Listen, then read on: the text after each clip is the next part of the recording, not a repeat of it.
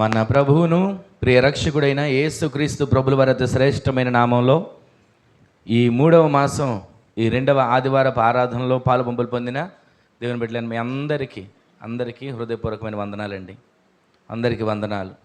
దేవుడు ఇంతవరకు మనలను మన కుటుంబాలను కంచెవేసి కాపాడి ఆయన సజీవమైన రెక్కల నీడలో భద్రపరిచిన దేవునికి ఒక క్షణం అందరూ 2 చేతులతో దేవునికి స్తోత్రం చెప్దాం. హల్లెలూయా. మరొకసారి చెప్దాం, హల్లెలూయా. కొద్దిసేపు మనం దేవుని మాటలు ధ్యానం చేద్దాం. దేవుని మాట జీవం కలిగిన మాట. మనుష్యుడు రొట్టె వలన కాక దేవుని నోట నుండి వచ్చే మాట వలన జీవిస్తాడు. ప్రతిరోజు ఆ మాటను మనం ధ్యానిస్తే జీవిస్తాం. ప్రతిరోజు ఆ మాటను మనం హత్తుకుంటే అన్ని విషయాల్లో ఉన్నతమైన స్థానంలో నడిపించబడతాం. గడిచిన వారం ఒక మాట విన్నాం, ఒకసారి మరలా చూడండి. యెషయా ప్రవచన గ్రంథం 41వ అధ్యాయం 9-10 వచనాల్లో రాయబడిన మాటలు ఒకసారి చూద్దాం.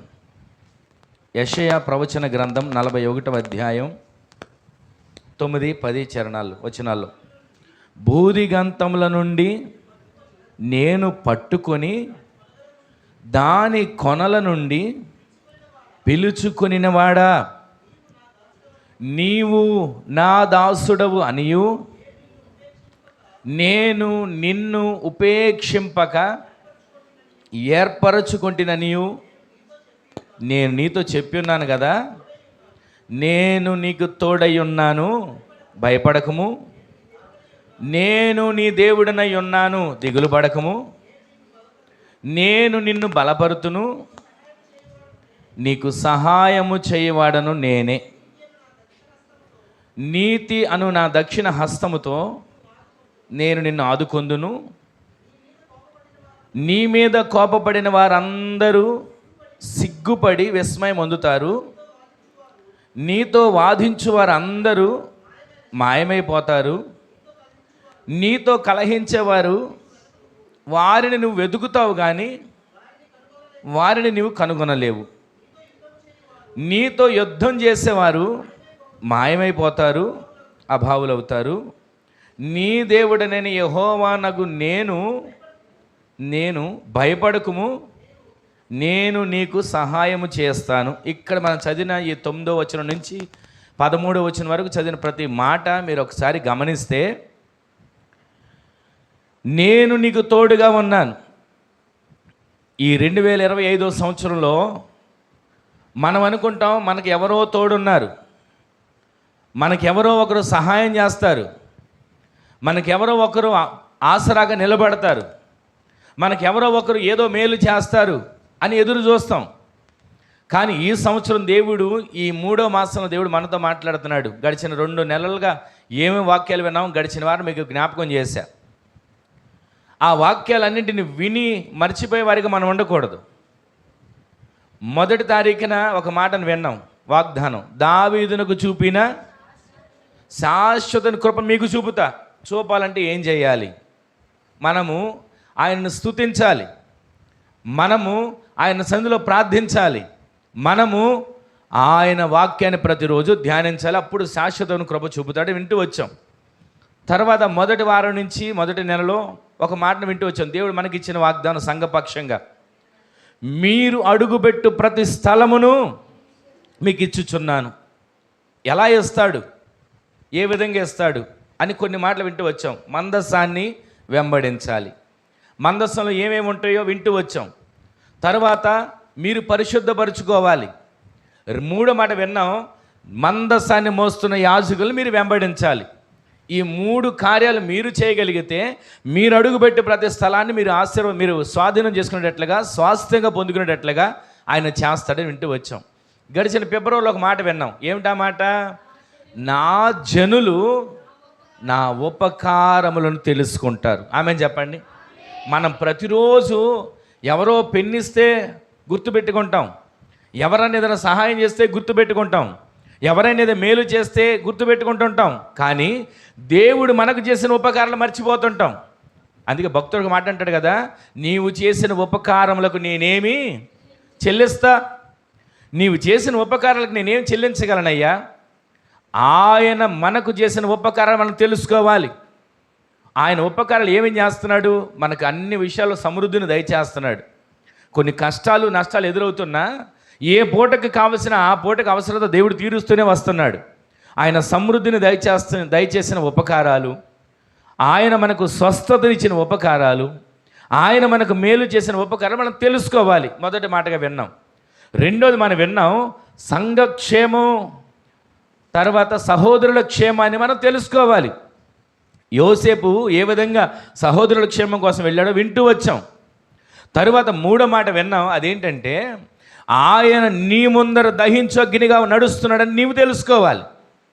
మన ముందు దహించగ్నిగా ఉన్నాడు. మన మీదకు వస్తున్న శత్రువులు ఆయన తరిమి కొడుతున్నాడు. మన మీదకు వస్తున్న ఆటంకాలు ఆయన తొలగింపజేస్తున్నాడు. మనకు విరోధంగా లేచిన వారిని మన పక్షపు వారిగా చేస్తున్నాడు. ఇది మనం తెలుసుకోవాలి. ఆయన దహించు అగ్నిగా మనతో నడుస్తున్నాడని తెలుసుకోవాలి. ఏమండి, ఎప్పుడో చెప్పిన వాక్యం మాకు ఎలా గుర్తుంటుందండి అని అనుకుంటాం. ఎవరో ఎప్పుడో అన్న మాటలు, తిట్టిన మాటలు, ఎవరో ఏదో చేసినవి గుర్తుండట్లా. దేవుని వాక్యాన్ని మనం గుర్తుంచుకోవాలి. ఎందుకో తెలుసా? మన హృదయం అనే పలక మీద రాసుకోవాలి. అపవాది లోకంలో జరిగినవన్నీ జ్ఞాపకం ఉండేట్లుగా చేస్తాడు. ఎవరు తిట్టారో, ఎవరు నష్టపరిచారో, ఎవరు నీకు విరోధంగా లేచారు, ఇవన్నీ గుర్తుంటాయి. కానీ గుర్తుంచుకోవాల్సిన దేవుని వాక్యాన్ని గుర్తుంచుకోలేము. జ్ఞాపకం ఉంచుకోవాల్సిన ఆయన వాక్యాన్ని హృదయంలో భద్రపరుచుకోలేము. లోకంలో విడిచిపెట్టవలసిన వాటినేమో గుర్తుంచుకుంటున్నాం, గుర్తుంచుకోవాల్సినట్లా విడిచిపెడుతున్నాం. దీనివలన మన ఆత్మీయ జీవితంలో ఎన్నో నష్టాలు ఎదుర్కొంటున్నాం. దేవుని సంధికి వచ్చి వాక్యం వినకపోక, దేవుని సంధికి వచ్చి నిర్లక్ష్యంగా ఉండి, దేవుని సంధికి వచ్చి ఏదో కాలయాపనగా కాసేపు కూర్చొని ఫోన్ చూసుకొని, కాసేపు కూర్చొని పక్కన వాళ్ళు పలకరించుకొని, కాసేపు కూర్చొని ఏదో నేను కూడా మందిరంకి వచ్చి వెళ్ళిపోతున్నాను ఆ గుంపులో ఉంటే మనం ఎలా ఆశీర్వదించబడతాం? దేవుని మాట జీవం కలిగిన మాట. పేతురు గారు ఒక్క వ్యక్తి నిలబడి ప్రసంగం చేస్తే 3,000 మంది రక్షించబడ్డారు. అదే పేతురు గారు ఒకప్పుడు భయపడ్డాడు. అదే పేతురు గారు ఒకప్పుడు యేసుక్రీస్తు ప్రభువారితో అంటాడు, నీ సిలువను నేను వెంబడిస్తానయ్యా, అవసరమైతే చనిపోవడానికి ఒక నేను సిద్ధపడతా అన్న వ్యక్తి యేసుక్రీస్తు ప్రభువారిని పట్టుకొని ఈడ్చుకొని వెళ్తుంటే, కొరడాలతో కొడుతుంటే, ఒళ్ళంతా గాయాల పాలు చేస్తుంటే ఏమవుతుందో అని దూరంగా నిలుచొని చూశాడు. ఎవరో చలిమంటలు వేసుకొని చలి కాచుకుంటుంటే అక్కడ కూర్చొని ఈ పరిస్థితి ఏమవుద్దో అని చూస్తూ ఉన్నాడు. ఆ రాత్రే చెప్పాడు ఆయన, ఈరోజు కోడి 3 సార్లు కోడి కూసేసరికి 3 సార్లు నేను ఎవరో తెలియనని అంటావు అని అంటాడు, అయ్యా నా ప్రాణం పోయిన నేను ఆ మాట అన్నాడు. ఒక చిన్నదొచ్చి అడిగింది, మరొకసారి అడిగింది, 3వసారి అడిగింది, అసలు ఆయన ఎవరో నాకు తెలియదు అని అన్నాడు. ఈలోపు కోడి కుయినే కూసింది. అప్పుడు ఆయన ముఖాన్ని చూస్తున్నాడు, ఎంత దౌర్భాగ్యమైన పని చేశా. ఆయన ముఖాన్ని చూస్తున్నాడు, ఎంత అవివేకంగా నేను మాట్లాడా. ఆ రోజున భయంతో ఉన్న వ్యక్తులు ఒక దినాన పెంతెకొస్తున్న పండుగ దినాన వారు కూడిన మేడగదిలో పరిశుద్ధాత్మ శక్తి చేత నింపబడిన తరువాత, ఒకప్పుడు చంపుతారేమో అని భయపడి పారిపోయిన వారు ఆత్మ చేత నింపబడిన తర్వాత చంపండి అని చెప్పి వారి ఎదురు నిలబడేటువంటి ధైర్యాన్ని వారు కలిగి ఉన్నారు. ఈరోజు నీ మాటలు వింటున్న మనం ఏదో ఆచారంగా భక్తి చేయకూడదు. ఏదో అలవాటుగా క్రమంగా మనం ఏదో భక్తి చేస్తున్నాం, నేను భక్తిపరుడని కనిపించుకోవడానికి కాదు. మనం చేసే భక్తి మనలను నిత్యత్వానికి నడిపించాలి. మనం చేసే భక్తి భుక్తి కోసం కాదు. మనం చేసే భక్తి ఏదో మన అవసరాలు తీర్చుకోవడం కోసం కాదు. మనం చేసే భక్తి ఏదో బలహీనతలు సరిచేయబడితే, ఏదో కార్యాలు జరుగుతాయి వీటి కోసం కాదు. కార్యాలు ఆ రోజులు కూడా జరిగినాయి. ఆది అపొస్తలులు వారు నడిచి వెళుతుంటే నీడబడితే అద్భుతాలు జరిగాయి. వారు నడిచి వెళుతుంటే ఆశ్చర్యకార్యాలు జరిగించబడ్డాయి. వారు ఎవరి మీద వారు చేతులుంచితే వారు పరిశుద్ధాత్మ అభిషేకం పొందుకున్నారు. ఈ రోజున మనం ఎలా మార్చబడాలంటే ఆత్మని పొందుకున్న వారిగా మార్చబడాలి. ఎలాంటి పరిస్థితులు మనం ఎదురుకు వస్తున్నా వాటిని చూసి భయపడిపోయి వెనకడుగు వేసేవారిగా కాదు, ఆత్మీయతలో ముందుకు పరుగులు తీసేవారిగా మనము మార్చబడుదుముగాక. గడిచిన వారం ఒక మాట వింటూ వచ్చాం. ఏమిటా మాట? నేను నీకు తోడుగా ఉంటాను.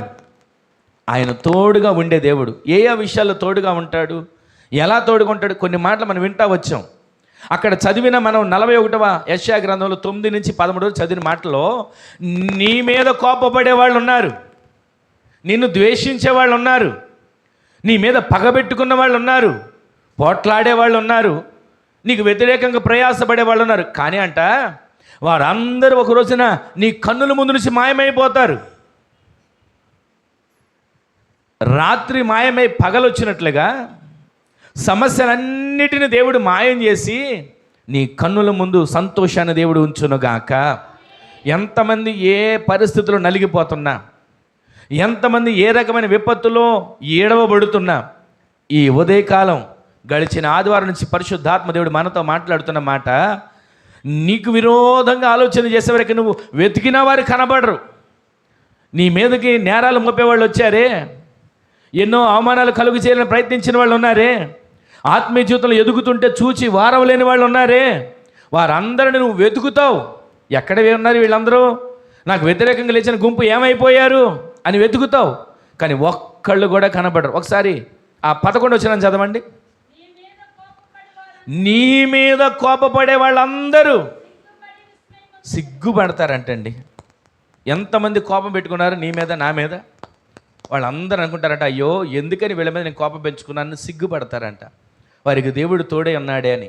ఇస్సాకుకు వ్యతిరేకంగా లేచి తవ్విన బావులన్నింటినీ ఇది మాది, ఇది మేము, మా దేశంలో ఉంది, మేము స్వాధీనపరుచుకోవాలని చెప్పి వచ్చి ఎన్ని రకాలుగా ఇస్సాకుని బాధ పెట్టినా ఎక్కడ నోరు తెరిచి మాట్లాడలేదండి.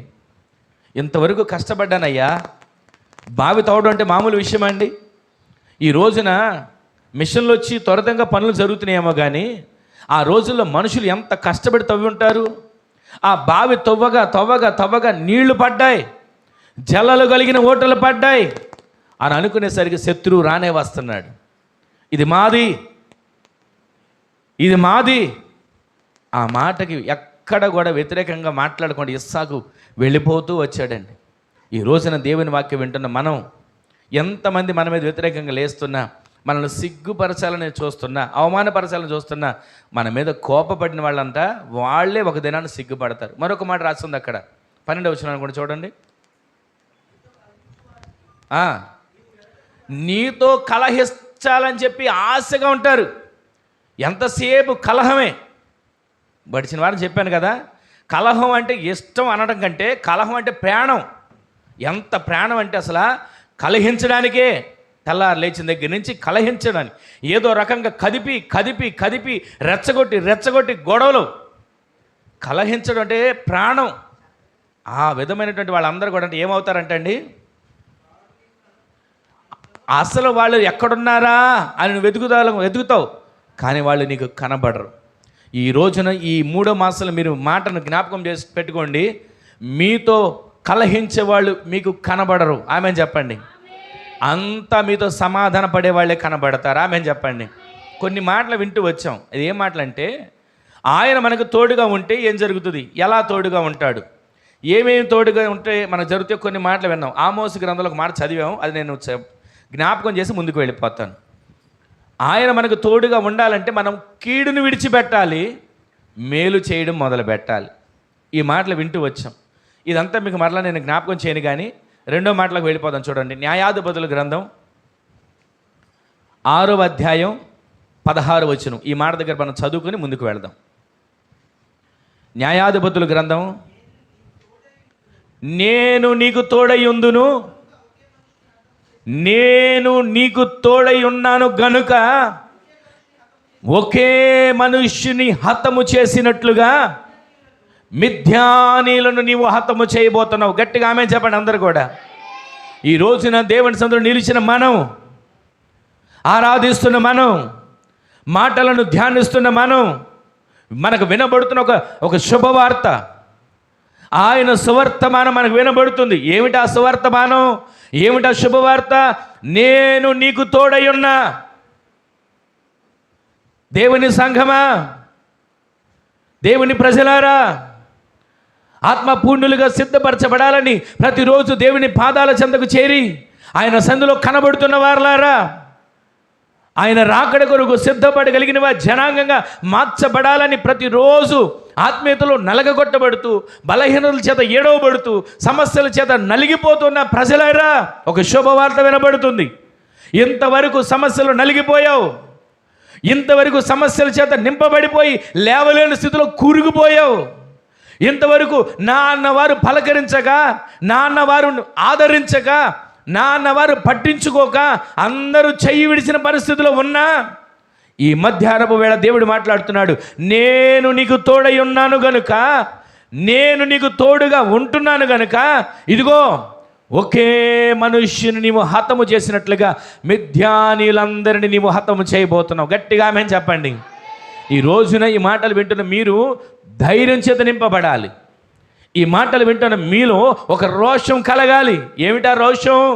ఇంతవరకు శత్రువులు నా మీదకి వచ్చి పడుతున్నారు. ఎవరా శత్రువులు? సమస్యలు. ఎవరా శత్రువులు? బలహీనతలు. ఎవరా శత్రువులు? ఆర్థిక ఇబ్బందులు. ఎవరా శత్రువులు? కడుపు పుట్టిన బిడ్డలే ఒక్కొక్కసారి శత్రువులుగా మార్చబడిపోతున్నారు. ఈ శత్రువులను నీవు, ఈ సమస్యలనే శత్రువులన్నిటినీ ఒకే మనిషిని హతము చేసినట్లుగా నీవు చేయబోతున్నావు. గట్టిగా ఆమె చెప్పండి నమ్మిన వాళ్ళు. ఈ రోజున ఏ శత్రువు నిన్నెంతవరకు ఎదురుగా నిలబడి భయపెట్టాడు? ఏ శత్రువు ఇంతవరకు నిన్ను ఎదగనివ్వకుండా ఆటంకం పెట్టాడు? ఏ శత్రువు ఆత్మీయతలో ఎదగనివ్వకుండా, ప్రార్థన చేసుకునివ్వకుండా, వాక్యాన్ని చదవనివ్వకుండా, వాక్యాన్ని విననివ్వకుండా, దేవుని సన్నిధికి రానివ్వకుండా ఏ శత్రువు అడ్డుపడ్డాడు? ఈ రోజు నుంచి నీవు ఆ మిథ్యానీయుల శత్రువులను ఒకే మనుషుని హతము చేసినట్లుగా నీవు హతము చేయబోతున్నావు. దేవునికే మహిమ కలుగునుగాక. హల్లెలూయా. ఈ రోజున మనుషుల ఆలోచనలో ఉండేటువంటి కీడు తలంపులు, కీడు ఆలోచన ఇవన్నీ తొలగించబడి మేలు చేసే గుంపులోకి మార్చబడాలి. ఇక్కడ రెండో మాట మనం చూస్తున్నాం. ఆయన ఎవరికి తోడుగా ఉంటాడు? ఎవరికి ఆయన తోడుగా ఉండి నడిపిస్తాడంటే, ఇదిగో భయపడే వాళ్ళకి, పిరికి వాళ్ళకి, అబద్ధాలు ఆడే వాళ్ళకి, వ్యంగ్యంగా మాట్లాడే వాళ్ళకి, ద్వంద్వార్థాలు కల్పించే వాళ్ళకి ఆయన తోడుగా ఉండడు. ఈ లోకంలో ఇష్టానుసారంగా బ్రతికే వాళ్లకు, ఇష్టం వచ్చినట్లుగా జీవించే వాళ్ళకి ఆయన తోడుగా ఉండడు. ఖచ్చితంగా చెబుతున్న మాట, నేను నీకు తోడై ఉన్నాను గనక. ఎందుకు తోడై ఉన్నాడు? గిద్యోనికి దేవుని మీద ఆధారపడ్డాడు. ఎందుకు తోడై ఉన్నాడు గిద్యోనికి? దేవుని మీద ఆనుకున్నాడు. ఆ గిద్యోనుకు తోడై ఉన్న దేవుడు మాట్లాడుతున్నమాట, ఇదిగో ఈ శత్రువులు నీ ముందు ఎంత గిద్యోను, ఈ శత్రువులు నిన్నేం చేయగలుగుతారు? వాళ్ళ గొప్ప సైన్యం అనుకుంటున్నావా? వాళ్ళు అంతమంది సైన్యంగా ఉన్నారని చెప్పి భయపడుతున్నావా? ఏం కంగారు పడకు. ఎన్ని సమస్యలు తలెత్తుకుంటూ వచ్చినా, ఎన్ని సమస్యలు చుట్టుముట్టుకుంటూ వచ్చినా, ఎన్ని సమస్యలు నిన్ను భయపెట్టాలని ప్రయత్నిస్తున్నా, ఆ సమస్యలన్నిటికీ ఒకటే జవాబు. అదేంటో తెలుసా? ఒక్క మనుష్యుని హతము చేసినట్లుగా నీవు ఈ సమస్యలన్నిటిని హతము చేయబోతున్నావు. ఆమెను చెప్పండి. ఈరోజు నీ మాటలు వింటున్న మనందరి జీవితంలో ప్రతి ఒక్కరిని కదిలించినా కొన్ని సమస్యలు ఇన్ని ఉన్నాయ్యా అని చెప్తారు. 1, 2 కాదు, బోలెడని చెప్పగలరు. ఇన్ని సమస్యలు ఉన్నాం, ఇన్ని సమస్యలు నలిగిపోతున్నామని. కానీ కంగారు పడకండి. ఈ సమస్యలన్నిటిని కూడా హతం చేయగలిగిన దేవుడి శక్తిని నీకు ఇవ్వబోతున్నాడు. ఆమెను చెప్పండి. ఈ రోజు నుంచి మీరు ధైర్యంతో నింపబడాలి, అభిషేకంతో నింపబడాలి, ఆత్మతో నింపబడాలి. దేనికో తెలుసా? మిథ్యానీయులను హతము చేయడానికి నీవు సిద్ధపరచబడుదువుగాక. ఏ శత్రువు మిథ్యానీయులుగా మీద పడుతున్నాడు? ఏ శత్రువు మిథ్యానీయులుగా వచ్చి వండుకునేది తిననివ్వకుండా చేస్తున్నాడు? ఏ శత్రువు మిథ్యానీయులుగా వచ్చి నెలంతా కష్టపడి ₹1 తెచ్చుకుందాం అనుకుంటే అది ఇంటికి రాకుండా గద్దొచ్చి కోడి పిల్లను తన్నుకుపోయినట్లుగా కష్టాజితం తన్నుకుపోతున్నాడు? ఆ మిథ్యానీయులను ఈ నెల నీవు ఒక్కడితో హతము చేసినట్లుగా, ఒక్కళ్ళని హతం చేసినట్లుగా మిథ్యానీయులందరినీ హతం చేసే శక్తి దేవుడు నీకు దయచేయునుగాక. మిథ్యానీయులు అంటే ఒక పెద్ద సమూహం. మిథ్యానీయులు అంటే ఇసుక రేణువులంత సమూహం. ఆ మిథ్యానీయులు ఎవరంటే ఇశ్రాయేలుని బాధిస్తూ ఉండేవాళ్ళు. ఇశ్రాయేలుని ఎంతసేపు శ్రమ పెట్టడమే వాళ్ళ పని. మిథ్యానీయులు అంటే నెమ్మది లేకుండా చేస్తారు. మిథ్యానీయులు అంటే మాట కలవకుండా చేస్తారు. మిథ్యానీయులు అంటే మనకి కంటి నిండా నిద్ర లేకుండా చేస్తారు. ఈ మిథ్యానీలను ఒకే మనిషిని హతం చేసినట్లుగా నీవు చేయగలిగిన శక్తిని దేవుడు నీకు అనుగ్రహించునుగాక. ఆ శక్తి పొందుకోలేదనుకోండి, చెప్తాను వినండి. దేవుని అభిషేకం, దేవుని శక్తి పొందుకోకపోతే మిథ్యానీలు ఇంట్లోకి వస్తాడు. సమాధానంగా ఉన్నారు, వాడు వచ్చి సమాధానాన్ని పోగొడతాడు. వండుకున్నారు ఒక కొండ, తెచ్చుకొని అక్కడ పెట్టుకొని తిందాం, ఆ కుండలో తీసి పళ్ళెంలో పెట్టుకుందాం అనుకునే లోపే చెలరేగుద్ది యుద్ధం. వాడి పని ఏంటంటే మిథ్యానీయుడు, వాడి పని ఏంటంటే యుద్ధం చేపించాలి. ఎంతసేపు మాట కలవని యుద్ధం, మనసు కలవని యుద్ధం, కుటుంబంలో నెమ్మది లేని యుద్ధం వాడికి అలవాటు. మనము ఈ యుద్ధాలన్నిటిని చూసి భయపడిపోతుంటాం. మాట కలవట్లేదండి, గొడవ వచ్చేసిందండి, ఏదో సైతాన్ని పట్టేసిందండి అని అంటుంటారు. కానీ దీనికి కారణం నీలో శక్తి కోల్పోవడం. మిథ్యానుడు అసలు నీ దగ్గరికి వచ్చాడంటేనే నీవు బలహీనుడిగా మార్చబడుతున్నావు. వాడు రాకుండా ఉండాలంటే నీవు శక్తి పొందుకోవాలి. ఎన్ని ఆటంకాలు వచ్చినా, ఎన్ని శ్రమలు వచ్చినా, నీవు మిథ్యానుడిని ఎదిరించగలిగిన, ఒకే మనిషిని హతం చేయగలిగిన వ్యక్తిగా నీవు మార్చబడే పరిశుద్ధాత్మ అభిషేకం దేవుడి మీ పైన కుమ్మరించునుగాక. ఆ అభిషేకం చేత మీరు నింపబడుదురుగాక. అలా నింపబడితే శత్రువుని ఎదిరిస్తావు. అలా కాదండి, అభిషేకం ఏం పొందుకుంటాంలే, ప్రార్థన ఏం చేస్తాంలే, దేవుని సన్నిధిలో ఆరాధన ఏం చేస్తాంలే అని అనుకొని కాసేపు కడుపు నిండా తింటా, కంటి నిండా కాసేపు పడుకుంటా, విశ్రాంతి తీసుకుంటా, ఒళ్ళు నొప్పులు ఉన్నాయి, కళ్ళు సరిగా కనబడట్లా, కాళ్ళు సరిగా నడవలేకపోతున్నాను అనుకొని కనుక ఉంటే వాడు వచ్చి ఇంట్లో కూర్చొని అలాగే ఉండు, మంచంలో ఉండు, అలాగే ఉండు, సుఖంగా పడుకో, అలాగే ఉండు, శుభ్రంగా తిను అని వాడు చెప్తుంటాడు. కానీ నిత్య రాజ్యానికి వారసులుగా మార్చబడం అలా ఉంటే. ఎందుకో ఆత్మదేవుడు తెలియచేస్తున్నాడు, మనము ఈ లోకంలో బ్రతికినంత కాలం, ఈ లోకంలో జీవించినంత కాలం ఏమి తిందుమా, ఏం తాగుదుమా, ఏం ధరించుకుందుమా, వీటి కోసమే మన పోరాటాలు, వీటి కోసమే మన ప్రయాసలు. మీరు గమనించండి, తెల్లారిందా ఈరోజు ఏం కూర వండుకోవాలి, తెల్లారిందా నిన్న పలానా వండుకున్నాం కదా ఈరోజు ఏం తెచ్చుకోవాలి, ప్రతిరోజు ఈ ఆలోచనలే. నిన్న నేను ఒక 5 నిమిషాలు ప్రార్థన చేశాను కదా, ఈరోజు ఒక 10 నిమిషాలు ప్రార్థన చేస్తా అనేవాళ్ళు ఎంతమంది ఉంటున్నారు? నిన్న కుటుంబంగా ప్రార్థన చేసుకోవడం మనకు కుదరలా, ఇదిగో పలానా చోటుకు వెళ్ళాం, పలానా ఊరు వెళ్ళాం, ఈ రోజైనా కుటుంబంగా ప్రార్థన చేసుకుందాం అని అనుకునే వాళ్ళు ఎంతమంది ఉంటున్నారు? కుటుంబ ప్రార్థన లేకపోవడం, కుటుంబ ప్రార్థన లోపించడం. మిథ్యానీయుడు వస్తున్నాడు, వాడు వచ్చి గందరగోళం చేస్తున్నాడు, వాడు వచ్చి అల్ల కల్లోలం చేస్తున్నాడు. మొదట ఆత్మీయ జీవితాన్ని పోగొడుతున్నాడు, ఆలోచనల మీద పడుతున్నాడు, తలంపులు పాడు చేస్తున్నాడు.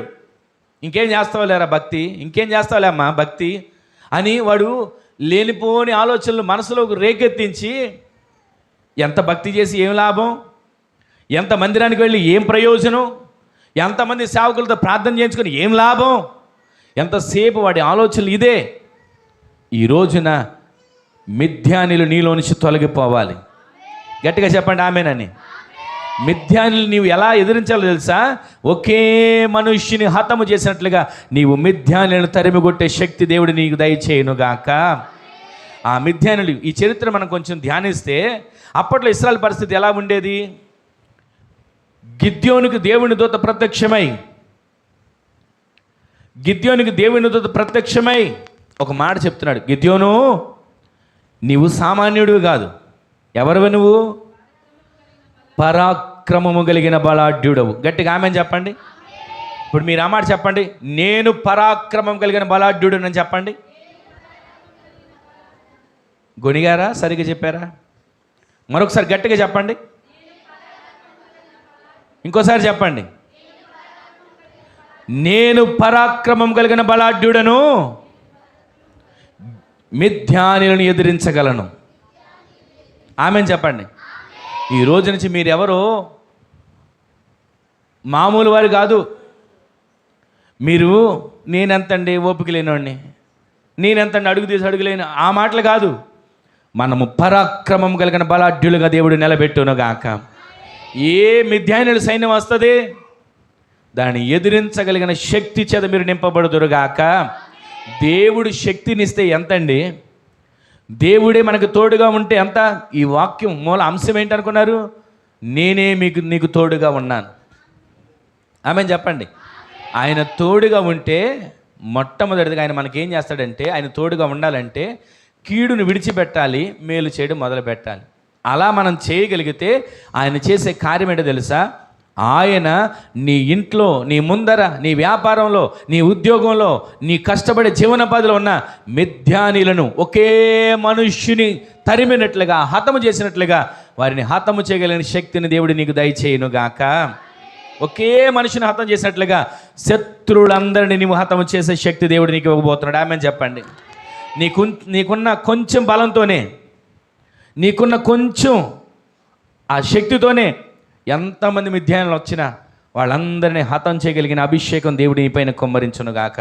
ఇంతగా అసలు మిథ్యానులు ఎందుకు వచ్చారు? ఒకసారి అదే న్యాయాధిపతుల గ్రంథం 6వ అధ్యాయం, ఇప్పుడు మొదటి వచనం చదవండి, ప్రారంభ వచనం. అందరు చూడండి, అందరు వినండి ఆ మాట.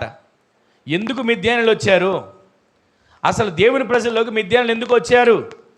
ఇప్పుడు చదవండి, అందరు చూడండి ఆ మాట.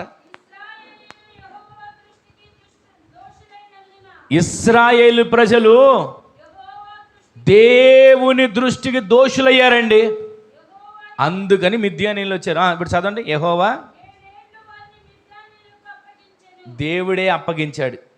విన్నారు ఈ మాట?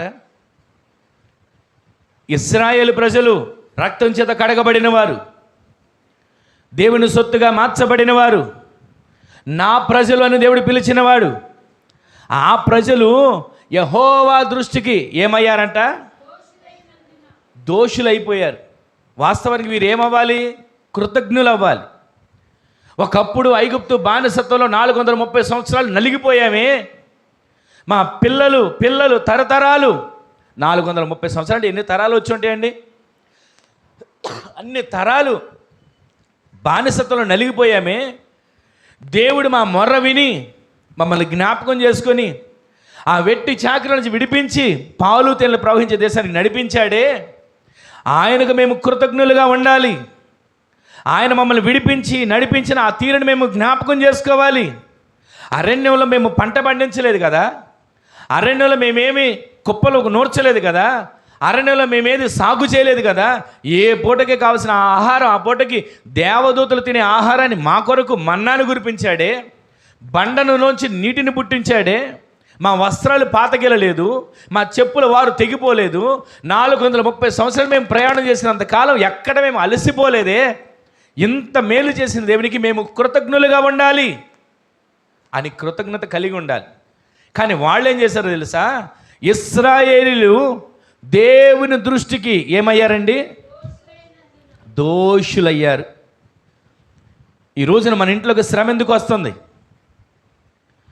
కష్టాలు ఎందుకు వస్తున్నాయి? అవమానం ఎందుకు ఇంట్లోకి వస్తుంది? 7 ఏళ్ళు మిథ్యానీయుల చేతికి యెహోవాని అప్పగించాడని రాస్తుందండి అక్కడ. 7 సంవత్సరాలు. ఇక్కడ మనం ఈ 7 సంవత్సరాలు చూస్తున్నాం మిథ్యానీయుల చేతికి అప్పగించింది. ఆత్మీయ జీవితాన్ని మనం కాపాడుకోకుండా, భక్తి జీవితాన్ని మనం కాపాడుకోకుండా, దేవుని రాజ్యానికి వారసులుగా మార్చబడుకోకుండా, ఆయన మేఘాల మీద వచ్చినప్పుడు ఆ మేఘాల మీద ఎత్తబడి గుంపులో మనము చేర్చబడకుండా ఉంటే, ఒకవేళ విడవబడితే 7 ఏండ్లు శ్రమల కాలం. ఇక్కడ 7 ఏండ్లు మిథ్యానీయుల చేతికి అప్పగించాడు దేవుడే. తర్వాత 7 ఏండ్లు విడవబడిన వారిని అపవాది చేతికి అప్పగించబోతున్నాడు. ఆ దుస్థితి రాకముందే ప్రతిరోజు దేవునిలో అంటుకట్టబడాలని ఏ సేవకులు బోధించినా, ఎవరు బోధించినా ఒక్కొక్కరు ఆత్మజీవితం కాపాడబడాలనే బోధించేది. మనము మిథ్యానుల చేతికి అప్పగించబడకూడదు, సాతాను చేతికి అప్పగించబడకూడదు, దుష్టుడి చేతికి మన కుటుంబాలు అప్పగించబడకూడదు, మన ఆరోగ్యం దుష్టుడి చేతికి అప్పగించబడకూడదు, మన కష్టాజీతం దుష్టుడి చేతికి అప్పగించబడకూడదు. దేవుడే అప్పగిస్తున్నాడంటండి. ఎందుకని? వారు దోషులయ్యారు. నిర్దోషులుగా ఉండవలసిన వారు దోషులుగా మార్చబడుతున్నారు. ఒక మాట మీకు జ్ఞాపకం చేస్తా. దానియేలును ఒక శాసనం వచ్చింది. ఇదిగో ఇట్టి శాసనం సంతకం చేయబడని తెలిసి ఎవ్వరు ఏ దేవుణ్ణి పూజించకూడదు, ఎవరిని ఆరాధించకూడదు, ఎవరిని కొలవకూడదు. రాజా, నిన్నొక్కడే కొలవాలి, నీవే దేవుడు అని అందరూ నిన్ను ఆరాధించాలి అని అంటే ఊళ్ళో ఉన్న వాళ్ళందరూ బలులు అర్పించడం మానేశారు. అప్పట్లో వాళ్ళు చేసుకునే దేవతల పూజ కూడా ఆపేశారు. అందరూ రాజునే దేవుడిగా కొలుస్తున్నారు కొన్ని దినాలు. అయితే దానియేలు ఉన్నాడు. ఇట్టి శాసనము సంతకము చేయబడినని తెలిసి కూడా 6వ అధ్యాయంలో కనబడదు, 12 వచనం అనుకుంటా. ఇట్టి శాసనం సంతకం చేయబడినని తెలిసి కూడా దానియేలు తన గదిలోనికి వెళ్ళి కిటికీలు యెరూషలేము తట్టు తెరిచి చేతులెత్తి దేవునికి ప్రార్థన చేస్తున్నాడు. గట్టిగా ఆమేన్ చెప్పండి. మనమైతే ఏం చేస్తాం ఆలోచించండి.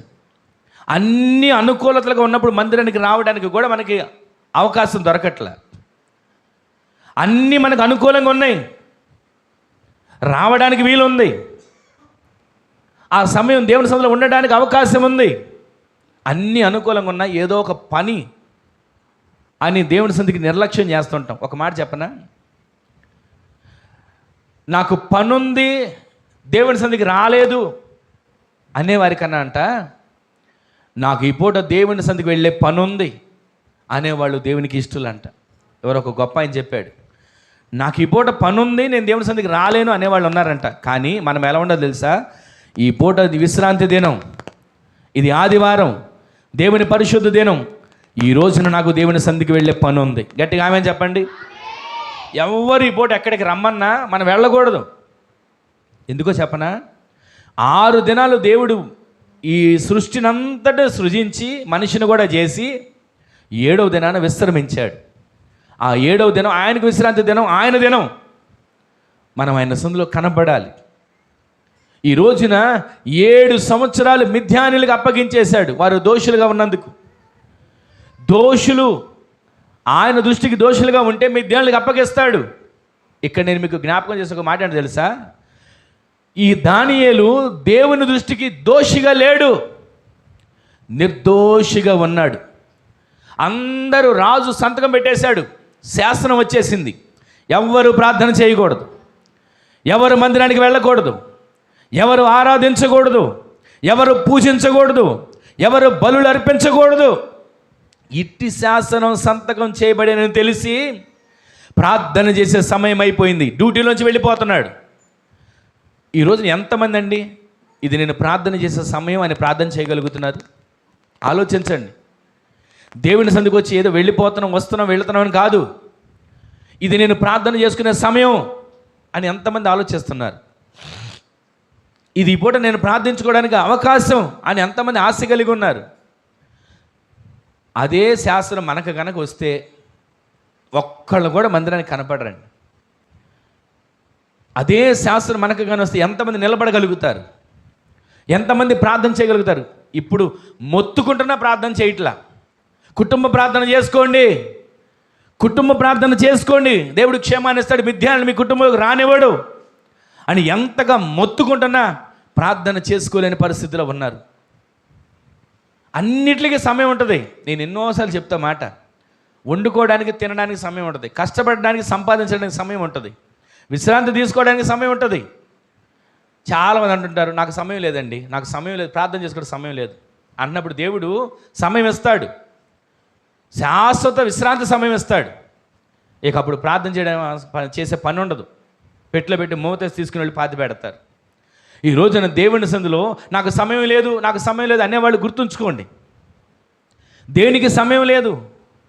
ఈ రోజున కాసేపు సమయం లేదు కదా అని చెప్పి ముక్కు మూసుకొని కాసేపు నుంచుంటే ఏమవుతుంది? సమయం పరదేశులము ప్రియులారా అని పాట పాడుకొని తీసుకుని వెళ్ళాలి. ఈ రోజున దేవుని సన్నిధిలో మిథ్యానీయులు దేవుడే వాళ్ళకి తీసుకొచ్చాడంట, మిథ్యాని చేతికి అప్పగించాడు. ఎందుకు అప్పగించాడు? వాళ్ళు దోషులయ్యారు. దేవుని దృష్టిలో మనం దోషులుగా ఉండకూడదు. ఈ దానియేలు దేవుని దృష్టికి నిర్దోషిగా. ఒకసారి ఆ మాట చదవండి 6వ అధ్యాయంలో.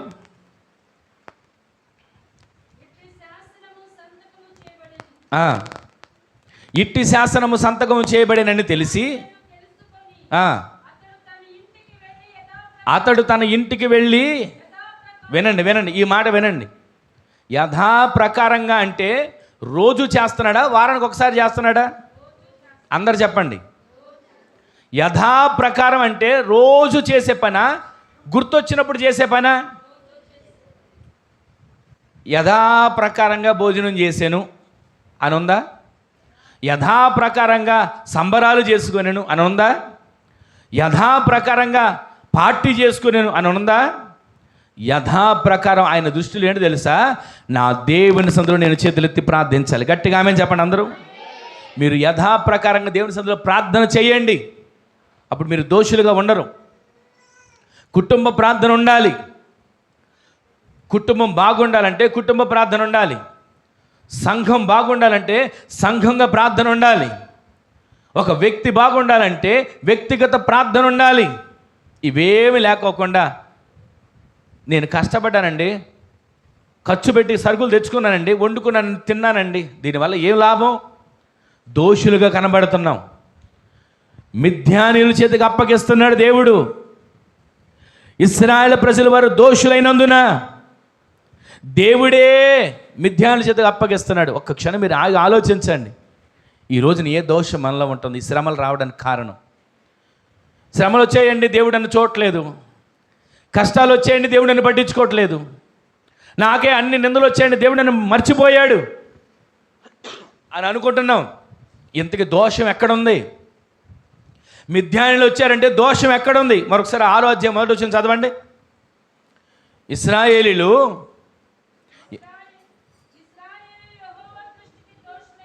యెహోవా దృష్టికి దోషులయ్యారు, అందుకని దేవుడే 7 సంవత్సరాలు మిథ్యానులకు అప్పగించాడు. ఇక్కడ మనం చదివిన దానియేలు గ్రంథంలో మరొకసారి వెళ్ళండి అక్కడికి. అక్కడ దానియేలు ముమ్మారు ప్రార్థన చేస్తున్నాడు. చేయగా శత్రువులు ఉన్నారు. శత్రువులు ఉండి, అయ్యా ఇదిగో దానియేలు ప్రార్థన చేయడం మేము కళ్ళారా చూసాం, సాక్షులు వచ్చారు. దానియేలు ప్రార్థన చేయడం మేము కళ్ళారా చూసామయ్యా. ఆయన తలుపేసుకుని ప్రార్థన చేస్తున్నాడు. ఆయన గదిలోకి ఎక్కి ప్రార్థన చేస్తున్నాడు. యెరూషలేము తట్టు కిటికీలు తెరిచి చేతులెత్తి ప్రార్థన చేస్తున్నాడు. వీళ్ళు వచ్చి అంటారు, రాజా దానియేలు నేరం చేశాడు, దానియేలు అపరాధం చేశాడు, తప్పు చేశాడు, శిక్షకు కారకుడు, దానియేలు ఈడ్చుకురండి, సింహాల బోన్లో పడేయండి అని వాళ్ళందరూ చెప్తే దానియేలును తీసుకొచ్చారు, సింహాల బోన్లో పడేశారు. ఈ రోజున సింహాల బోనులు ఎవరైనా ప్రార్థన చేస్తే మిమ్మల్ని పడేస్తాం అని చెప్తే ఎవరు ప్రార్థన చేస్తారు చెప్పండి? ఎవరు చేయరు. ఆ రోజులు వాళ్ళు అలా చేశారు కనుకే ఈ రోజున మనం ఈ విధంగా ఆయన సన్నిధిలో ఆరాధించగలుగుతున్నాం. మనం దోషులుగా కనబడకూడదు. ఒకవేళ మన ప్రాణం పోతుందని తెలిసినా దేవుని కోసం నిలబడాలి. ప్రాణం పోతుందని తెలిసినా హతసాక్షులుగా నేను దేవుని కోసం మనం సిద్ధపడాలి. అక్కడ తీసుకుని వెళ్ళి దానియేలును సింహబోన్లో వేశారా? ఆ రాత్రి రాజుకు నిద్ర లేదండి. ఒకసారి పేజీ తిప్పి మీరు చూడండి. దానియేలు నీవు సేవించుచున్న దేవుడు నిన్ను కాపాడా అని అంటాడు. చూడండి ఒకసారి పైన రాజు అన్న మాట చూడండి. పైన రాజు ఒక మాట అంటాడు చూడండి, నిన్ను కాపాడుతున్నాడా నీ దేవుడు అని అంటాడు. నీవు సేవించుచున్న దేవుడు నిన్ను కాపాడా అని అంటాడు. 20వ వచనం చదవండి. అతడు గుహ దగ్గరకు పోయి, ఎవరండి దుఃఖ స్వరంతో?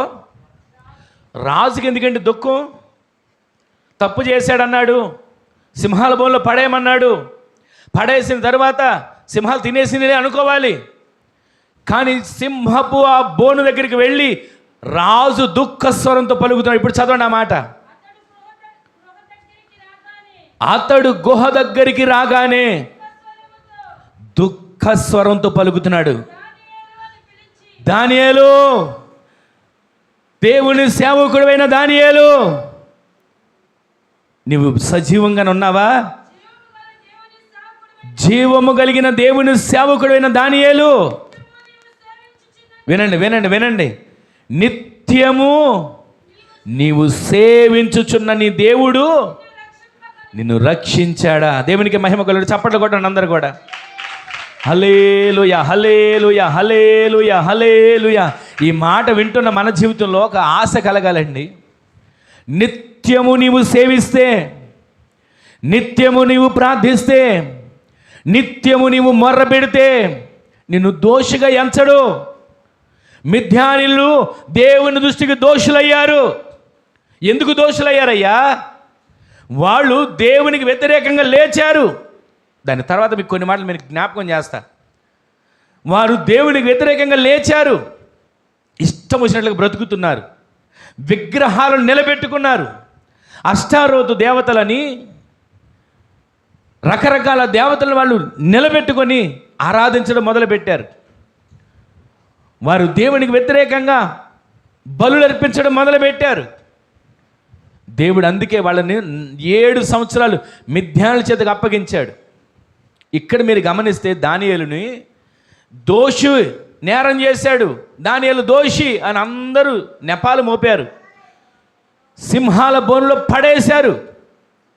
పడేసినప్పటికీ కూడా అందరూ అనుకున్నారు పేడ విరగడైపోయిందిరా, దానియేలు పోయాడేక, దానియేలు లేడు అనుకున్నారు. కానీ రాజుకు రాత్రంతా నిద్ర లేదు. దుఃఖ స్వరంతో వేకుజామున వచ్చాడు. రోజు మారిపోయింది. ఒక రోజంతా సింహాల బోనులో ఉన్నాడు. ఆ గుహ దగ్గరికి వచ్చి, దానియేలు, దేవుని సేవకుడైన దానియేలు, జీవము కలిగిన దేవుని సేవకుడైన దానియేలు అని దుఃఖ స్వరంతో పలుకుతున్నాడు. నిత్యము నిత్యము నిత్యము. నిత్యం అంటే ఏంటంటే నేను ఎప్పుడు చెప్పే మాట, ప్రతిరోజు నీవు సేవించే దేవుడు నిన్ను రక్షించాడా? ఈ రోజున మనం ప్రతిరోజు సేవిస్తున్న దేవుడు మనల్ని రక్షిస్తాడు, మనం దోషులం కాకపోతే. అప్పుడు దానియేలు అన్నమాట ఇప్పుడు మీరు చదవండి. అందుకు దానియేలు రాజు చిరకాలము జీవించునుగా. ఇప్పుడు చప్పట్లు కొట్టండి. సింహపు బోనులో నుంచి స్వరం వచ్చింది. సింహపు బోనులు అనుకున్నారు ఎముకలు పిండైపోయాయి. సింహపు బోనులో దానియేలు చనిపోయాడు. ఖండగా ఆ సింహాలు చీల్చేసిని. దానియేలు లేడు, చనిపోయాడని అందరూ అనుకున్నారు. కానీ సింహపు బోనులోంచి స్వరం వినబడుతుంది, రాజు చిరకాలము జీవించునుగాక. ఆ మాట వినబడగానే అప్పుడు దానియేలు అన్న మాట ఇప్పుడు చదవండి మీరు. నేను నా దేవుని దృష్టికి దోషిని కాదు, నేను నా దేవుని దృష్టికి ఎవరండి? నిర్దోషినిగా కనబడ్డాను కనుక ఆయన తన దూతలను నా దగ్గరికి పంపి ఈ సింహాలు నాకు ఏ హాని చేయకుండా నన్ను రక్షించాడు. దేవునికే మహిమ కలుగునుగాక. హల్లెలూయా, హల్లెలూయా. నీవు దోషివి కాకూడదు,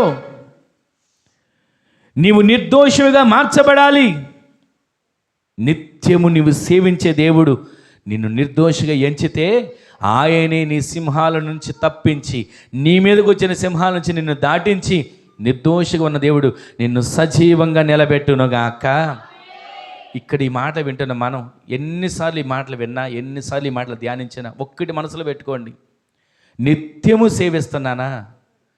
ప్రతిరోజు సేవిస్తున్నానా? కొంతమంది ఉంటారండి, పండగలకు సేవించే వాళ్ళు ఉంటారు, పుట్టినరోజుకు సేవించే వాళ్ళు ఉంటారు, పెళ్లి రోజుకు సేవించే వాళ్ళు ఉంటారు, లేదా ఏదైనా అన్నప్రాసనలకు, లేదా ఏదైనా ఎవరైనా చనిపోయినప్పుడు వచ్చి ఆ ఒక పూట సేవించి వెళ్ళిపోతారు.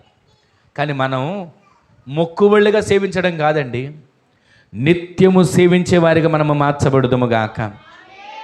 దానియేలు చేసిన తప్పేంటి? ప్రార్థన చేయడం తప్పు అన్నారు, గుహలో పడేశారు. కానీ రాజుకు అర్థమైంది దానియేలు సేవించే దేవుడే నిజమైన దేవుడు, దానియేలు ఆరాధించే దేవుడే నిజమైన దేవుడు.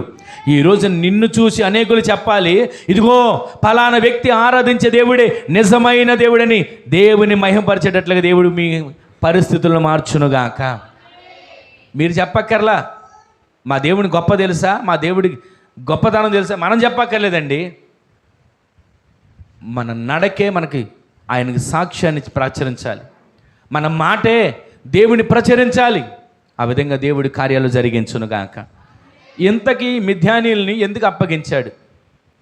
40 సంవత్సరాల క్రితం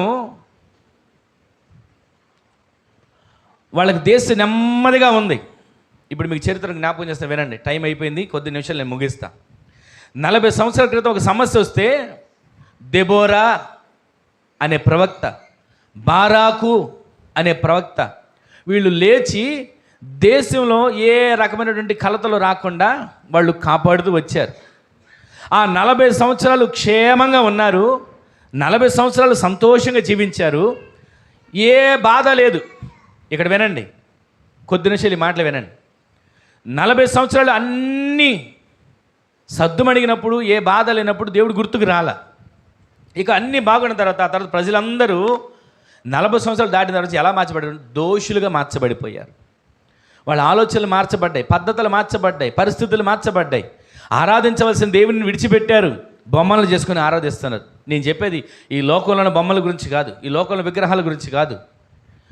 వారు ఆరాధించవలసిన దేవుని విడిచిపెట్టారు, మెలకు అనే దేవతకు ఆరాధించడం మొదలుపెట్టారు, అష్టారోతు అనే దేవతను ఆరాధించడం మొదలుపెట్టారు. ఈ రకరకాలుగా వాళ్ళు కొన్ని నేర్చుకొని ఈ విధంగా ఆరాధించి చూద్దాం ఏం జరిగిద్దో.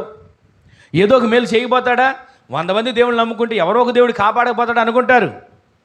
కానీ ఒక సేవకుడు చెప్పిన మాట ఏంటంటే, 100 మందిని నమ్ముకొని 100 మందికి ఆరాధించిన తర్వాత కష్టం వచ్చినప్పుడు అంట వాళ్ళు అనుకున్నారంట, కేకలేసినాడంట, అయ్యా నన్ను రక్షించు అంటుంటే వాళ్ళు అనుకుంటారంట, నువ్వు రక్షించు, నిన్ను కదా ఇప్పుడు ఆరాధించాడు, నేను ఇప్పుడు వెళ్ళలే, నువ్వు వెళ్ళు, నిన్ను కూడా ఆరాధించాడు కదా అని వంతులు వేసుకొని ఎవ్వరు రాకపోగా వాడు చచ్చాడంట.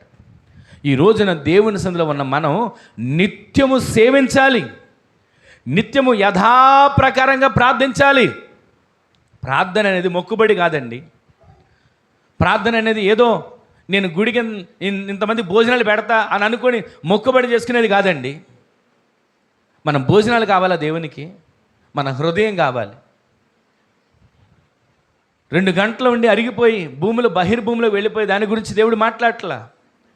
నిత్యము నీ ఆత్మ పరలోకంలో కనబడాలని దేవుడు మాట్లాడుతున్నాడు.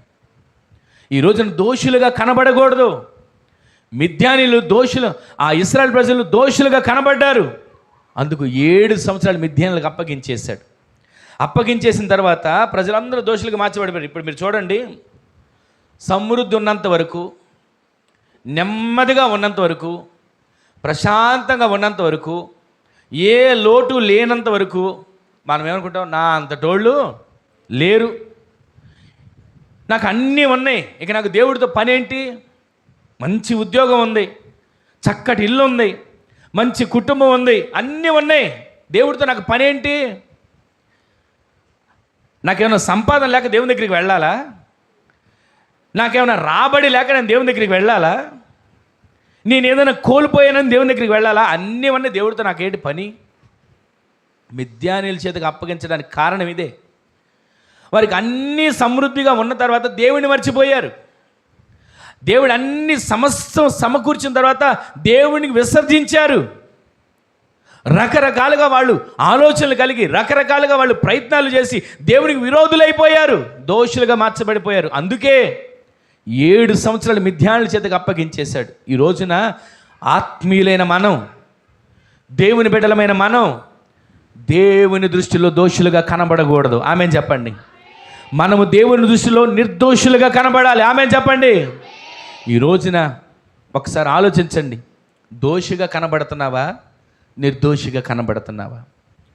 దోషిగా కనబడితే 7 ఏండ్లు మిద్యానీయుల చేతికి అప్పగిస్తాడు.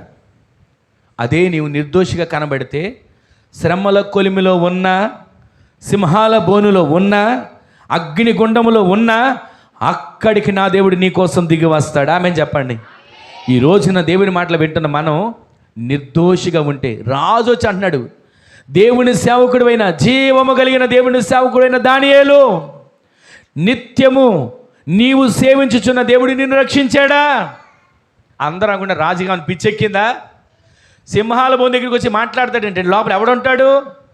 ఆ దానియేలు ఎప్పుడో సింహాలు తినేసి ఉంటాయి. ఆ సింహాలు రాత్రంతా తిని అరుగుదల కూడా అయిపోయి ఉంటుంది అనుకుంటున్నారు. ఒక్క మాట చెప్పనా, మూలవాక్యాలు మనం చదివాం కదా, నీ మీద కోపపడే వాళ్ళందరూ సిగ్గుపడతారు, నీ మీద కలహించే వాళ్ళందరూ కనుమరుగైపోతారు, నీ మీద నేరాలు, నిందలు, నెపాలు మోపే వాళ్ళందరూ నువ్వు ఎంత వెతుకుతున్న వాళ్ళు నీకు కనబడరు అని ఉంది కదా. వాళ్ళు వచ్చి అనుకుంటున్నారు, ఇంకెక్కడ ఉంటాడండి రాజా, ఎక్కడుంటాడయ్యా దానియేలు, ఎందుకుంటాడు అక్కడ గుహలో? సింహాలు ఆకలితో ఉంటాయి, అసలు అడిగి సరిపోయి ఉండదు, ఇంకెవరిని వెయ్యాలని చూస్తున్నాయేమో అనుకుంటున్నారు. కానీ వెంటనే లోపల స్వరం వినబడుతుంది, రాజా నీవు చిరకాలం జీవించాలి, నా దేవుని దృష్టికి నేను నిర్దోషిని గనక ఆయన నన్ను బ్రతికించాడు, ఆయన దూతలు నా కొరకు పంపాడు, ఆయనే నా కోసం దిగొచ్చాడు, రాత్రంతా సింహాలు నాకు చలి పుట్టకుండా చుట్టూ నాకు దగ్గర ఉండి ఒక రగ్గులాగా నాకు కాపాడుతూ వచ్చాయి. ఈ రోజున దేవుని బిడ్డలు మనం ఏ శ్రమ వచ్చినా భయపడకండి, ఎలాంటి నిందలు వచ్చినా కంగారు పడకండి. మనము దోషులం కాకపోతే, నిర్దోషులుగా మనం ఉంటే దేవుడే మన కోసం దూతలు పంపి దిగి వస్తాడు. అదే మనం ఒకవేళ దేవుని దృష్టికి దోషులుగా ఉంటే మిథ్యానుల చేత అప్పగించే ప్రమాదం ఉంది, జాగ్రత్త. శ్రమలకు అప్పగించే ప్రమాదం ఉంటుంది, జాగ్రత్త.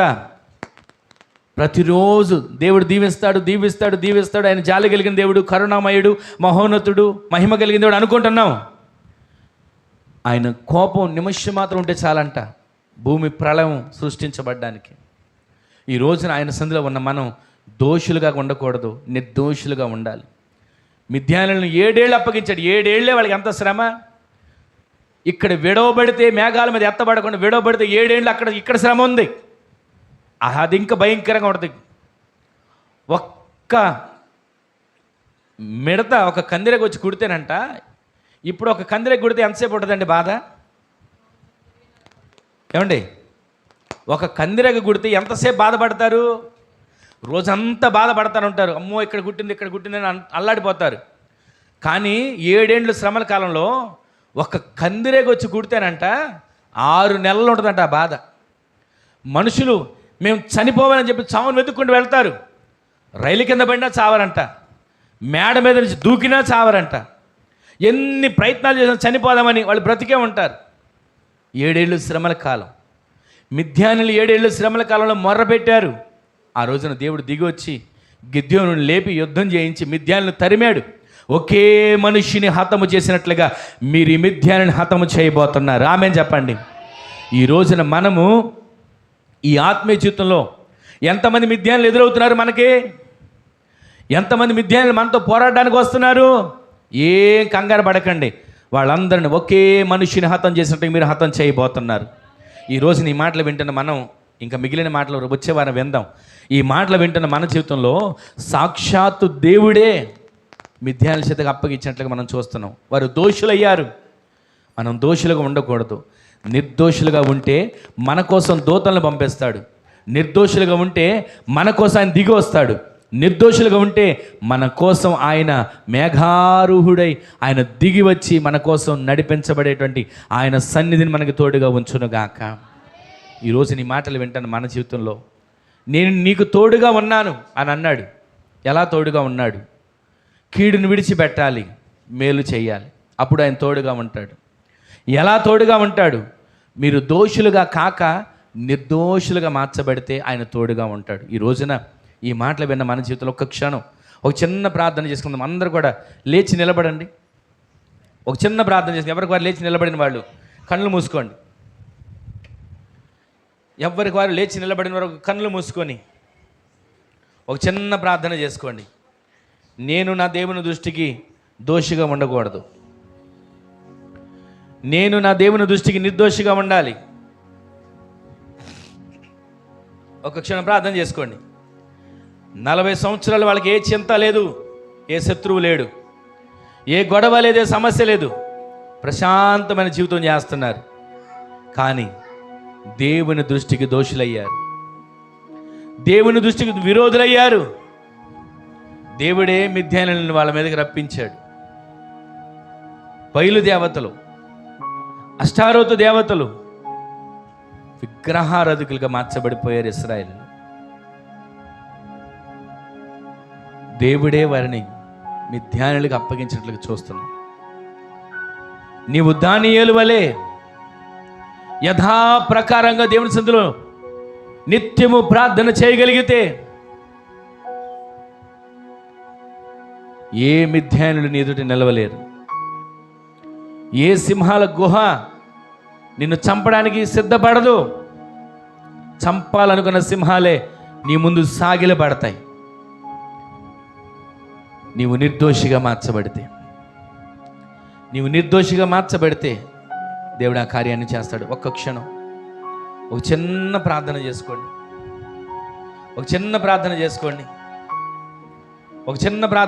ఎవరికి వారు చెప్పబడిన వాక్యాన్ని ధ్యానించుకుంటూ ప్రార్థన చేసుకుందాం.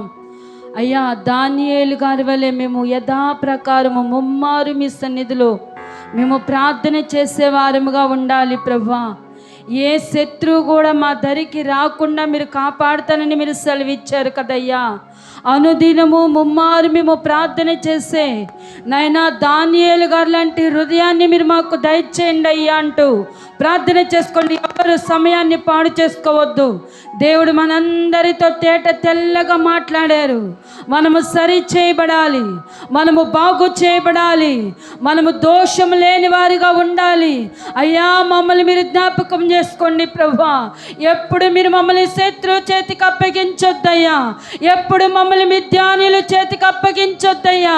దానియేలు గారి వలెనైనా ఎన్ని శ్రమలు వచ్చినా, ఎన్ని బాధలు వచ్చినా, ఎంత కష్టం వచ్చినా, ఎంత దుఃఖం వచ్చినా నిన్ను మిమ్మల్ని విడిచిపెట్టే వారముగా ఉండకూడదు ప్రభువా. నిన్ను మేము వదిలిపెట్టే వారముగా ఉండకూడదు నాయనా. లోకం వైపు మేము చూడకూడదు, లోక ఆశల వైపు మా కళ్ళు త్రిప్పబడకూడదు నాయనా. మేము అనుదినము ముమ్మారు నైనా నీ సన్నిధిలో ప్రార్థన చేసే ప్రార్థనా పరుల వలె మీరు మమ్మల్ని మార్చండి అయ్యా. మమ్మల్ని మీరు తీర్చిదిద్దండి ప్రభువా. దానియేలు గారు ప్రార్థన చేసుకున్నారు. యథాప్రకారం దేవాలయంలోకి వెళ్ళి ముమ్మారు ప్రార్థన చేసినప్పటికీ నేనైనా అయ్యా, సింహాలు నోళ్ళు మూసిన దేవుడు, సింహాలు ఏ హాని చేయలేదు కదయ్యా అంటూ ప్రార్థన చేసుకుందాం. స్తోత్రం స్తోత్రం స్తోత్రం స్తోత్రం. నా ప్రార్థన ఆలకించువాడా, నా కన్నీరు తుడుచువాడా, నా శోధనలన్నిటిలో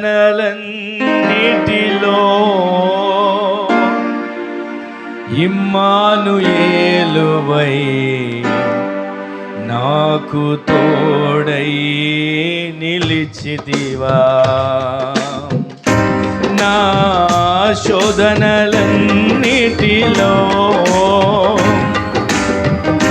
ఇమ్మానుయేలువై నాకు తోడై నిలిచితివా.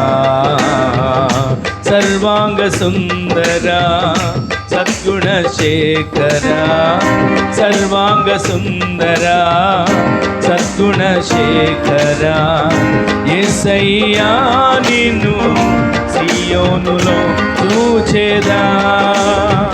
యేసయ్యా నిన్ను సియోనులో చూచెదా. పరవశించి పాడుచు పరవళ్ళు త్రొక్కెదా. పరవశించి పాడుచు పరవళ్ళు త్రొక్కెదా. యేసయ్యా నిన్ను సియోనులో చూచెదా. యేసయ్యా నిన్ను సియోనులో చూచెదా. పరవశించి పాడుచు పరవళ్ళు త్రొక్కెదా. పరవశించి పాడుచు పరవళ్ళు త్రొక్కెదా. ఎన్ని శోధనలు మనల్ని చుట్టుముట్టినా మన ప్రార్థన మనల్ని కాపాడుతుంది. అయ్యా, దానియేలు గారి వలె నేను నిర్దోషిగా నీ సన్నిధిలో కనబడాలి. ఎన్ని శోధనలు వచ్చిన మేము కృంగిపోయే పరిస్థితుల్లో మమ్మల్ని ఉండనివద్దయ్యా అంటూ ఆరాధన చేయండి. దానియేలు గారి వలె ముమ్మారు ప్రార్థన చేసుకోవాలి. అనుదినము ముమ్మారు మేము ప్రార్థన చేసుకునే ప్రార్థన పనుల వలె మమ్మల్ని నిలబెట్టండి అయ్యా అంటూ ప్రార్థన చేయండి, ఆరాధన చేయండి.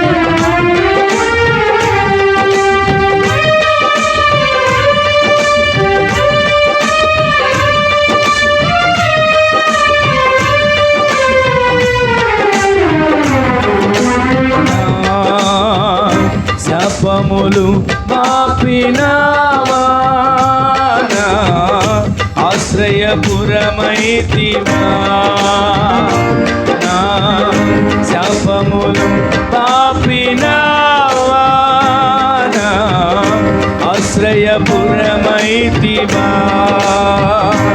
నా నిందలన్నిటిలో యెహోషాపాతువై నాకు న్యాయము తీర్చిదివా, నా నిందలన్నిటిలో యెహోషాపాతువై నాకు న్యాయము తీర్చిదివా. సర్వాంగ సుందర సద్గుణ శేఖర, సర్వాంగ సుందర సద్గుణ శేఖర, యేసయ్యా నిన్ను సియోనులో చూచెదా, యేసయ్యా నిన్ను సియోనులో చూచెదా, పరవశించి పాడుచు పరవశించి పాడుచు పరవళ్ళతో ఎదా, యేసయ్యా నిన్ను సియోనులో చూచెదా, యేసయ్యా నిన్ను సియోనులో చూచెదా, పరవశించి పాడుచు పరవళ్ళతో ఎదా, పరవశించి పాడుచు పరవళ్ళు త్రొక్కెదా. యేసయ్యా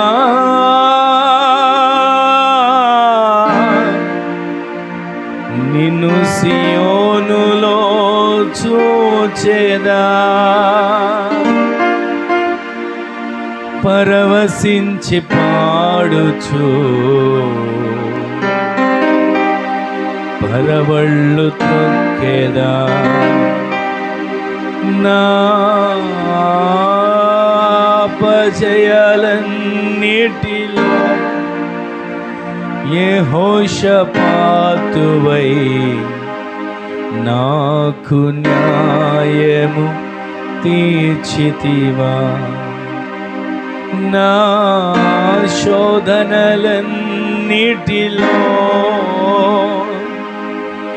ఇమ్మానుయేలువై నాకు తోడై నిలిచితివా, నాకు తోడై నిలిచితివా. ప్రార్థన చేయండి.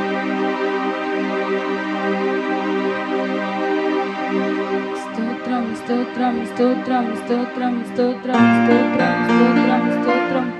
కృప కలిగిన దేవా మీకు వందనాలు, స్తుతి స్తోత్రాలు చెల్లిస్తున్నాం తండ్రి. ఇది నా ఆరాధన ఆశీర్వాదకరంగా, దీవెనికరంగా, మహిమకరంగా, జయకరంగా మీరు జరిగించిన విధానాన్ని బట్టి మీ సన్నిధిలో కృతజ్ఞతాస్తుతి యాగము చెల్లిస్తున్నాం తండ్రి. స్తోత్రం నైనా. ఈ దినాన మీ సేవకులు నిలబెట్టుకుని నాతో మాతో మాట్లాడిన మీ ప్రతి అమూల్యమైన మాటలను బట్టి, జీవపు ఊటను బట్టి, జీవపు మూటలను బట్టి వందనాలు చెల్లిస్తున్నాం తండ్రి. స్తోత్రం నాయనా. అయ్యా స్తోత్రం స్తోత్రం నాయనా. నేను మీకు తోడై ఉన్నాను, మీరు భయపడుకుడి, నేను మీకు సహాయం చేస్తున్నాను వాగ్దానం చేస్తున్న దేవుడు నాయనా. మీరు మాకు సహాయం చేసినందుకు వందనాలు చెల్లిస్తున్నాం అయ్యా. భయపడుకుడి అని నాయనా మాకు ధైర్యం ఇచ్చిన దేవా మీకు వందనాలు చెల్లిస్తున్నాం అయ్యా. మీరు సెలవిచ్చారు, నేను మీకు తోడై ఉండాలంటే, నేను మీకు సహాయం చేయాలంటే కీడిని విడిచి మేలును చేయండి అని మీరు సెలవిచ్చారు ప్రభా. అటువంటి మేలు చేసే హృదయం మీరు మాకందరికీ దయచేయండి. మేము నైనా స్తోత్రం దోషము లేనటువంటి వారిముగా, దానియేలు గారి వలె నిర్దోషమైనటువంటి హృదయం కలిగి అనుదినము ముమ్మారు మీ సన్నిధిలో ప్రార్థన చేస్తే ఒక ప్రార్థనా పరుల వలె మేము మార్చబడాలి ప్రభువా. అయ్యా మిద్యానీయులు నైనా మీ దృష్టికి దోషులైనందున, అయ్యా స్తోత్రం, మిద్యానీయులకి ఇశ్రాయేలీలు నైనా మీ దృష్టికి దోషులైనందున మిద్యానీయుల చేతికి నైనా 7 ఏళ్ళు అప్పగించబడ్డారు ప్రభువా.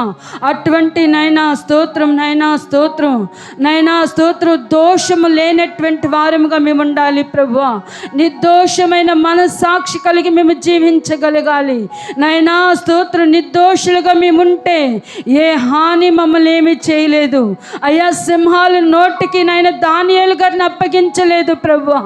సింహాలు నైనా ఏ హాని చేయలేదు ప్రభువా దానియేలు గారిని. అయ్యా దానియేలు గారు ముమ్మారు మీ సన్నిధిలో ప్రార్థన చేశారు. ఎన్ని కష్టాలు వచ్చినా, ఎన్ని శోధనలు వచ్చినా, ఎన్ని బాధలు వచ్చినా తండ్రి మిమ్మల్ని తప్పక సేవించారయ్యా. అదే మార్గంలో మేము నడిపించబడాలి. ఎన్నో శోధనలు, అవమానాలు, దుఃఖము, నిట్టూర్పు మమ్మల్ని వేధించినప్పటికీ నైనా మేము వాటి వైపు చూడక తండ్రి స్తోత్రం నైనా మేలు చేసే దేవుడు నీ వైపు చూస్తూ మాడుగులు ముందుకు వేయగలిగిన కృపతో మీరు మమ్మల్ని నడిపించమని వేడుకొంచున్నాం తండ్రి స్తోత్రం నైనా. దానియేలు గారు దేవుడివే మా దేవుడు నైనా. దానియేలు గారు ఏ విధంగా మిమ్మల్ని ఆరాధన చేశారు, ఏ విధంగా మిమ్మల్ని స్తుతించారు, ఏ విధంగా తండ్రి మిమ్మల్ని కొనియాడారు ప్రభా, ఆ విధంగా మేమందరము కొనియాడాలి. ఆ విధంగా మేము ప్రార్థన చేసే గుంపులో మార్చబడాలి. మా పేర్లు నైనా జీవ గ్రంథమందు లిఖించబడాలి అయ్యా. మోషే అహరోనులు ప్రార్థన చేసినప్పుడు సమూయేలు గారి పేరు ఏ విధంగా ప్రార్థనా వీరుల పట్టికలో ఉన్నదో ప్రభా, అయ్యా ప్రార్థనా పరుల పట్టికలు మా పేర్లు ముద్రించబడాలి. ఆ విధంగా తండ్రి స్తోత్రం, ఇశ్రాయేలీయుల వలె కాక దానియేలు గారి వలె మేము నైనా తండ్రి నిర్దోషులుగా మేము నడిచే భాగ్యాన్ని, కృపను మీరు మాకు అనుగ్రహించమని మీ సన్నిధిలో మనవి చేసుకుంటున్నామయ్యా. ఎంతమంది బిడ్డలు నైనా దానియేలు గారి వలె ప్రార్థన చేయాలని నైనా నీ సన్నిధిలో మొరపెట్టుకుంటున్నారు. ప్రతి వారిని మీరు జ్ఞాపకం చేసుకోండి అయ్యా. వారి హృదయ వాంఛలు మీరు తీర్చమని ప్రార్థన చేస్తున్నాం తండ్రి స్తోత్రం నైనా. అయ్యా ఈ దినాన్ని వచ్చిన ఆ తండ్రి ఆరాధనకు వచ్చిన ప్రతి బిడ్డలు మీరు ఆశీర్వదించి దీవించండి. సియోన్లో నుండి నీ బిడ్డలు మీరు ఆశీర్వదించండి. సియోన్లో నుండి నీ బిడ్డలు దీవించమని వేడుకుంటున్నాం తండ్రి. ఈ వారమంతటి కావాల్సిన కృప కొరకు, ఈ వారమంతటి కావాల్సిన క్షేమమును నీ బిడ్డలకి దయచేయండి. ఈ వారమంతటి కావాల్సిన జీవనోపాధిని నీ బిడ్డలకి దయచేయండి. అన్నిటికంటే ముఖ్యముగా అనుదినము ముమ్మారు మీ సన్నిధిలో ప్రార్థించగలిగిన ప్రార్థనా జీవితాన్ని మీ బిడ్డలందరికీ నైనా మా అందరికీ మీరు దయచేయమని స్తుతి చెల్లిస్తూ నైనా స్తోత్రం నైనా. సమయమనక అసమయమనక తండ్రి తిండి వలన మేము మొత్తులు కాకూడదు, సమయాన్ని మేము దుర్వినియోగపరచుకోకూడదు నైనా, సమయాన్ని మేము నిర్లక్ష్యం చేయకూడదు నైనా స్తోత్రం నైనా. మీరు మాకు ఇచ్చినటువంటి ప్రతి దినాన్ని, ప్రతి సమయాన్ని మీ కొరకు వాడుకునే సమయోచితమైన జ్ఞానం మాకు ఇవ్వండి యేసయ్యా. సమయోచితమైన కృపను మీరు మాకు దయచేయమని మీ సన్నిధిలో ప్రార్థన చేసుకుంటున్నాం అయ్యా. ఎప్పుడు సమయం దొరికిద్దో ఆ సమయంలో నీ సన్నిధిలో మోకారించగలిగిన ప్రార్థనాత్మను మీరు మా మీద కుమ్మరించండి అయ్యా. అటువంటి ప్రార్థనా పరులుగా మేము మార్చబడాలని మీ సన్నిధిలో ప్రార్థన చేసుకుంటున్న మమ్మల్ని అందరినీ మీరు దృష్టించి మీరు ఆశీర్వదించమని వేడుకుంటున్నాం. ఈ దినాన ఆరాధన ఆశీర్వాదకరంగా మీరు జరిగించినందుకు మీకు కృతజ్ఞతాస్తుతులు చెల్లిస్తూ మేము అడిగిన వాటికంటేనూ, ఊహించు వాటికంటేనూ అత్యధికమైన గొప్ప కార్యాలు, ఘనమైన కార్యాలు మీరు చేసినందుకు వందనాలు చెల్లిస్తూ యేసు నామమున అడుగుచున్నాం తండ్రి. ఆమేన్. ఆమేన్. ఆమేన్. ఆమేన్. మన తండ్రి అయిన దేవుని యొక్క ప్రేమ, కుమారుడును ప్రభు అయిన యేసుక్రీస్తు వారి యొక్క కృప, మహాకనికరం, పరిశుద్ధాత్మ దేవుని యొక్క అన్యోన్య సహవాసమైన సన్నిధి ఇప్పుడును ఎల్లప్పుడును మనకును మనవలే ప్రార్థించే సకల పరిశుద్ధులకును ఈ దినాన సన్నిధిలో అడుగుపెట్టిన ప్రతి ఒక్కరికి, వారి కుటుంబాలకును, వారు చేసే వ్యాపారాలకు, ఉద్యోగాలకు, చేతి పనులకు, జీవనోపాధికి, వారి మార్గాలకు కృపా సమాధానములు సదాకాలం సమృద్ధిగా తోడయుండును గాక. ఆమేన్. హల్లెలూయా. హల్లెలూయా. హల్లెలూయా. అందరికీ వందనాలండి. అందరికీ వందనాలు. దేవుడు మిమ్ములను మీ కుటుంబాలను ఆశీర్వదించును గాక.